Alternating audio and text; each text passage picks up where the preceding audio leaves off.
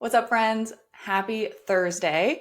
Today, I wanted to come on here and talk about how chronic stress can and probably has impacted your ability to lose body fat and how you can fix that. All right. So, today we're going to be going deep into some scientific topics because the reality is that our bodies were not built for the load of the 21st century just stimulus that we're constantly under. And so when we're trying to lose body fat, the traditional methods that we're used to, eat less, move more, actually do us a disservice and are going to basically make the problem worse if you've been stuck with the weight loss process, your weight loss journey. So I'm going to break all of that down, how it impacts your hormones and how you're not crazy, it's not in your head, and exactly what you can do to fix it. All right. So let's get into it. I'm going to address three problems here. Number one, diet culture and how just what we've learned through, honestly, our childhoods, eat less, move more, dieting strategies as a whole and what we've been taught leads to metabolic downregulation. Number two, we're going to talk about how chronic stress from all sources impacts our physiology and amplifies these issues. And then lastly, we're going to talk about how it impacts our psychology and our behavior, because that's a critical part of actually getting out of the cycle, right? Is feeling like we can change something, feeling like something is, doable. So let's get into it. So the first issue here is diet culture, what we've been taught. I know I learned this stuff when I was like 12, 13 years old, which is ridiculous, but that's how social media operates nowadays. I learned eat less, move more, be in a calorie deficit, and you'll lose weight. And in all honesty, for a while, I was able to exercise that principle and I was able to see some great results. I was able to lose body fat. But the thing about this, when you do it years over years over years over years, when many of us have started doing this, maybe in our early 20s, maybe our late teens, maybe our early teens, for some of us, even younger, which is like absolutely crazy. And a lot of these diets that are out there, whether it is Weight Watchers, MyFitnessPal, Noom is a popular one now, anything that has to do with calorie counting, points, restriction, like portion control in that way, is restricting calories and leading to this same thing. And so consistently eating below your body's needs signals to your body that energy is scarce. And this has been studied in female athletes. It's been studied in the research that our metabolism has a adaptive effect called metabolic adaptation, metabolic downregulation, just a fancy term for your metabolism gets slower the less you eat and the longer that you do that for. And your body downregulates specific metabolic processes that it deems as unnecessary. So, for example, when we went into a shutdown 5 years ago, the government decided that there was like certain jobs that were deemed necessary and certain that were deemed unnecessary. Now, regardless of whether you agree with the picks that they had, that's kind of what your body does, right? And so when energy is scarce, when we're trying to conserve resources, what does it do? It turns down the volume on things that aren't 100% necessary to your survival. So examples of this would be our reproductive processes. So if you've ever been amenorrheic, meaning you haven't had a cycle because you have eaten really little, maybe as a kid or maybe even as an adult, this is because when you are starving your body over the long period of time, your body will say, okay, well, the priority right now is survival, not reproduction. So I'm going to turn down the production of things like estrogen, progesterone, testosterone, LH, FSH, the things that basically make you ovulate and make you have a regular cycle. And this is why some people will lose their cycle when they have been dieting for a long period of time.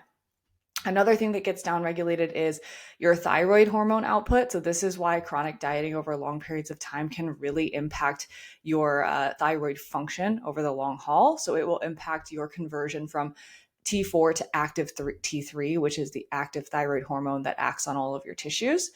What it will also do is just slightly downregulate your your resting metabolic rate. So your resting metabolic rate is the amount of calories your body burns if it does nothing all day.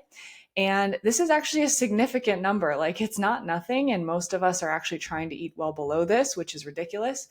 but your body will kind of turn that down when it does notice energy scarcity. This is natural, this is normal, this is healthy, but it will kind of reduce itself by, I think it's like 10 to 15%. I have an episode with Dr. Eric Trexler where we go into more detail on this because he's a researcher in that field. So I interviewed him on the topic, but natural reduction happens there. And then there's also a brain driven reduction of your drive to move more. So your non-exercise energy thermogenesis, this is your drive to do things like fidgeting, like walking more, getting chores done, just your drive to move. Your natural drive to do that will actually come down, and the number of calories you burn from things like chores and walking around and fidgeting will naturally go down. So the end result of eating less and moving more is you actually end up burning fewer calories in the long run.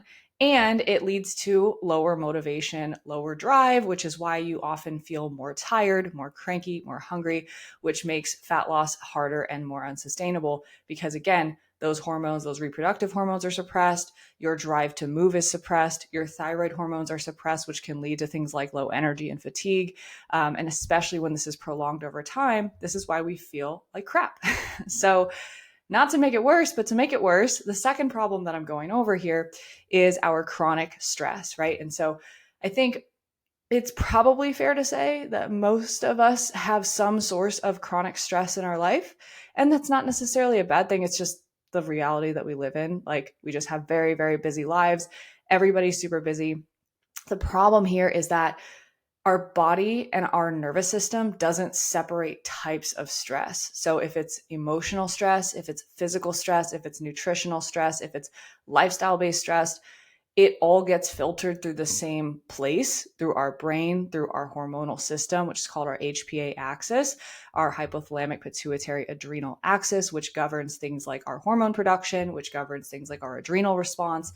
And it leads to similar physiological effects, even if the stimulus is something like a mental stressor versus being chased by a bear. And so in my upcoming masterclass next Tuesday, I'm actually going to be going into the deep, like, scientific roots of how this stress response gets cascaded through the body and how it does impact all these different systems of the body. But let's talk about some of the main points here. So when you're under chronic stress, number one, nutrition stress is a stressor on the body. So if you are under eating, if you are extreme dieting, if you are missing key nutrients, this is stress on the body, even though it's technically, let's say you have weight to lose, it's technically a good stress. It's still lack of fuel. So it's a perceived threat on the body, which can increase cortisol and puts your body in a catabolic state. So your body can be in either an anabolic or catabolic state. Anabolic means building, so building muscle or adding on fat tissue. And catabolic state can be losing. So that can be good for losing body fat, but a lot of times when we're under eating, our body's actually trying to get rid of muscle mass because it's a very energy expensive tissue to hold. And so that lack of fuel, again, can suppress our thyroid, increase cortisol, increase muscle breakdown. Another stressor that we don't often consider when we're thinking about chronic stress is training. So a lot of us here, the gym is not the hard part. We actually really like the gym. Maybe we've been strength training for a while, or we've been a runner, or we love sports, and we have been overtraining for a majority of our life. Maybe because we were an athlete, or just because we like the outlet, right? But overtraining is proportionate to how we're able to recover. So if we're not sleeping well and we're not eating well, overtraining can actually be present when we're not training all too much, or we're not doing 2-a-days, things like that. So if you are overtraining, or if you're just training a normal amount but you're not recovering, you can have overtraining like effects, like elevated chronic cortisol, increased systemic inflammation in the body, and just the body is adaptive. It loves you. It wants to get better. So it will become more efficient. So it will burn less calories doing the same types of workouts. And so without the proper nutrition, without the proper recovery and rest, our recovery is impaired. We're going to be more likely to be in a catabolic state, AKA lose more muscle, and our metabolism slows down more. Our elevated cortisol might continue to break down muscle tissue. And we're also, when we're under fueling, at a higher risk of injury and burnout from training. So training and nutrition stress, those are ones we often don't consider when we think chronic stress. But what do we consider chronic stress, right? Mental and emotional stress. So everything from like career pressure to perfectionism, people pleasing, doom scrolling on social media, looking at the state of the world, overwhelm in general, right? Having too many things on our to-do list. That's all mental, emotional stress. Our body, again, perceives this the same way as being chased by a bear. So the activation center in our brain goes, oh my God, there's a threat because my brain is perceiving stress. And the same hormonal cascades go through the body that would signal you being chased by a bear from just mental and emotional perceived stress. This is why stress management, not stress mitigation, but management and stress resilience is so important in your health journey. But without being managed, this can lead to, again, chronically elevated cortisol, increased sympathetic nervous system activity. So our nervous system, our fight or flight, you're probably familiar with that term.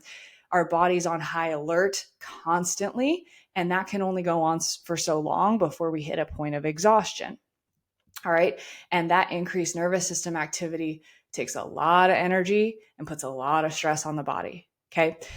And then let's talk about also like just the stressors of like being a woman in a day-to-day life, like invisible labor, emotional caregiving, planning for things, appointments, people pleasing, kids, pets, just being constantly on and constantly taking care of all those things. And how our minds work as women is always like, oh my gosh, like I have a bajillion things to do, right? Like we're always thinking about all of these things.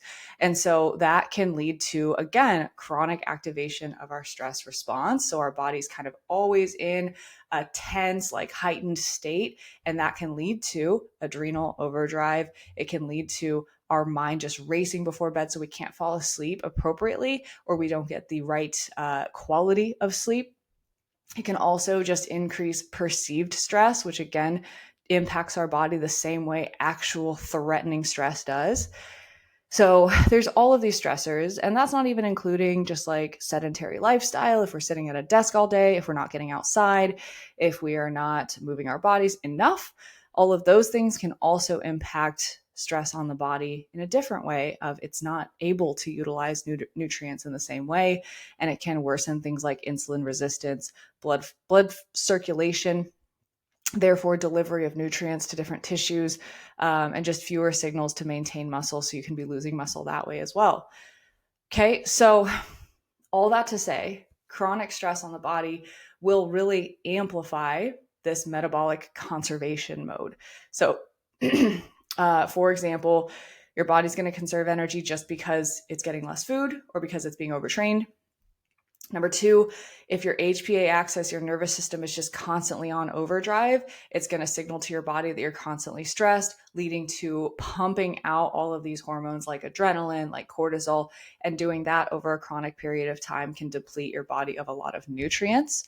As well as it can lead to increased insulin resistance. It can lead to your lipid panels getting unbalanced. So high stress, chronic inflammation can increase your LDL cholesterol, your triglycerides. It can reduce HDL, which further contributes to metabolic dysfunction. And then lastly, chronic inflammation and your immune response is closely tied with your stress response. When you have a stress response, your immune system is also pumping. And so that's why when you're like really stressed for a really long period of time, and then the stress ends, and then like, let's say it's like a heavy deadline, and then you get sick immediately, that's why, because your immune system was pumping that entire time, and then it became susceptible and vulnerable and burnt out to whatever virus was around. And then lastly, chronic stress can really impact your gut health as well. So when all of this stuff kind of goes unchecked, we are looking at your body basically becoming more sensitive to things like food sensitivities, bloating, digestion issues, because your brain and your gut are connected through what's called the vagus nerve. It's a nerve that runs from the stem of your brain all the way down to your gut. And there's been a lot of hype, a lot of information lately about stimulating the vagus nerve to bring your body out of stress mode, which is a great strategy, great tactics. But again, when we're on overdrive, our nervous system is on overdrive constantly. What's happening is that our gut is like stressed. It's not going to prioritize rest and digest and calmly absorb all these nutrients.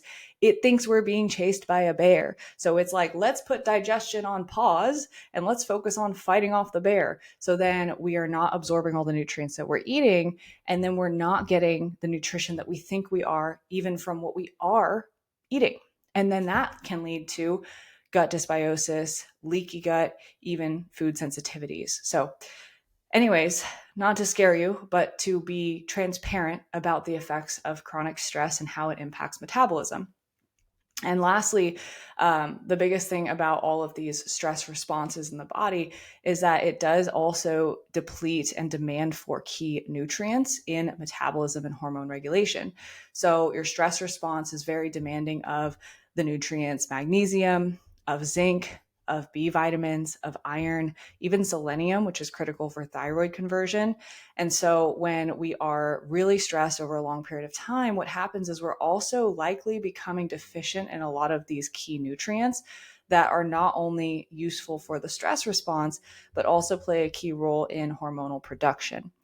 So when that happens, basically you are slowing down your metabolism over time, and then you're also developing hormonal imbalances at the same time. Okay, so again, if you are just joining or you're not quite following, I am going to be going into this entire topic in detail in my masterclass on Tuesday, all about the science behind how your metabolism really does adapt to stress and the response that it has and how it can lead to hormonal disruption from stress and chronic dieting. All right, so basically, how does this then show up? And this is where kind of I have been sharing a lot about my journey. But when you have high chronic cortisol over a long period of time, cortisol steals its precursor from progesterone if there's not enough of it for just cortisol alone, which can lead to underproduction of progesterone and therefore an imbalance between estrogen and progesterone, which can lead to estrogen dominance. That then can affect your cycles. That then can affect your overall PMS, your period window, your acne, your bloating, and then those hormonal situations can actually make you more emotional, have more cravings, make it harder for you to adhere to a plan. Suppressed thyroid function from everything we discussed can really impact your energy and make it really hard for you to have the energy and the drive to get workouts in, stick to anything, have enough energy to just get through the day. And then lastly, disrupted melatonin production. This is up the chain of when we have chronic elevated cortisol, we have insulin resistance. Our melatonin is a hormone. And so we have poor sleep quality, our circadian rhythm goes all out of whack, and then we're not sleeping, and then we're just tired from that, right? Which impacts our metabolism, fat loss, all of the above. And we can really end up feeling just tired, moody, unmotivated, constantly hungry, having cravings. We're not able to adhere to a plan because of these things. So then we blame our lack of willpower and we fall off track. We feel guilty. And then we feel like we have to go to further extremes to fix the problem, which actually just makes the problem worse. And so the truth of the matter is, this is not a you problem. In fact, it's the fact that you have been achieving so much in your life. It's the fact that you have had so much on your plate for so long that has gotten you to where you are today. And that's not all a bad thing. Like, it's a good thing that you're an achiever. It's a good thing that you have made great strides in your life by handling a lot. And I can definitely relate. And the reality is it's a metabolic issue.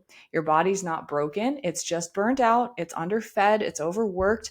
And it's doing exactly what it's designed to do under that kind of stress. So if anything, hopefully this episode really does reassure you that your body is working for you. It wants to keep you safe. It's protecting you, and you're not alone in this.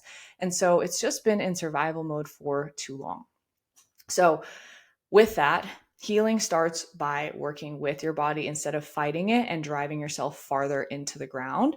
And so if you're ready to get out of that eat less, move more cycle, if you're done blaming yourself and you want an actual sustainable strategy to get your metabolism working for you and correct these hormonal and metabolic imbalances from the root, I would love to invite you to our High Achievers Fat Loss Fix. It's a masterclass I'm hosting on Tuesday, April 1st at 6 p.m. Eastern. And it is designed specifically to go into the depths of the science that I just explained for career-driven millennial women who have been on that dieting roller coaster. They're burnt out, they're stressed, and they can't fathom the idea of just one more thing on their plate, and they need to consolidate. They need a way out of this that doesn't require them to drive themselves further into burnout, and they want to rebuild their health and their confidence from the inside out. So how you can attend, we do have, I think it's like 40 something seats left. We have 100 in the Zoom room total, less than a week to go. And so you can apply to save your seat by commenting on this live stream here, or if you're listening to the podcast, it's in the show notes. The link is in the show notes.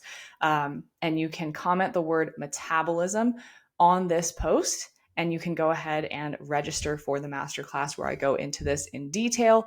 And I am really excited to break down just not only the entire science behind it, but also how to heal from the inside out, how to break it down so that it doesn't add more to your plate, and how to really get answers rather than feeling like this is just all in your head and your doctor said it's normal. So again, comment masterclass on this post if you do want to attend. Tuesday, April 1st at 6 p.m. And thank you for being here today. Thanks for watching, and I'll see you back here next time.